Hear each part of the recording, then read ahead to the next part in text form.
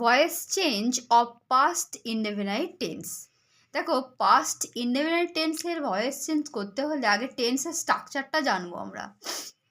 Subject, ভার্বের past form, object, এটা হচ্ছে টেন্সের স্ট্রাকচার।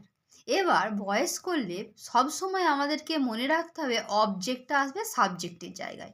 তাহলে প্রথমে অবজেক্ট হলো, যেহেতু পাস্ট ফর্ম আছে সেই জন্য অবজেক্ট অনুযায়ী হয় ওয়াজ বসবে নয় অয়ার, মানে যেটা অবজেক্ট অনুযায়ী যেটা বসবে সেটা বসাতে হবে।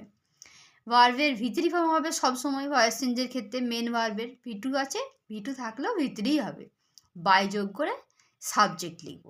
ওকে, এরপর একটা এক্সাম্পল দিয়েছি, দেখো, দে প্লেড ফুটবল।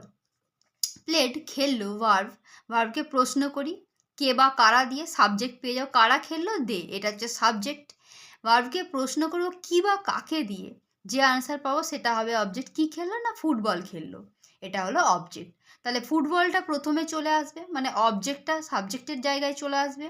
যেহেতু ফার্স্টে আছে সেই জন্য ওয়াজ অথবা অয়ারের মধ্যে কি বসাবো, ফুটবলের পর ওয়াজ বসবে।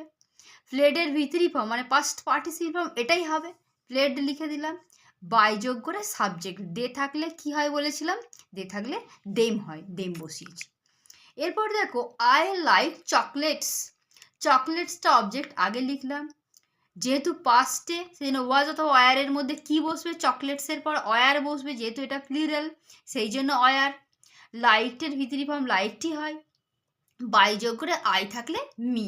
এবার তোমাদেরকে একটা এক্সাম্পল দিয়েছি, তোমরা কমেন্ট করে জানাও, রিয়া বট আ পেন, এটা কি হবে আমাকে তোমরা জানাও কমেন্টে।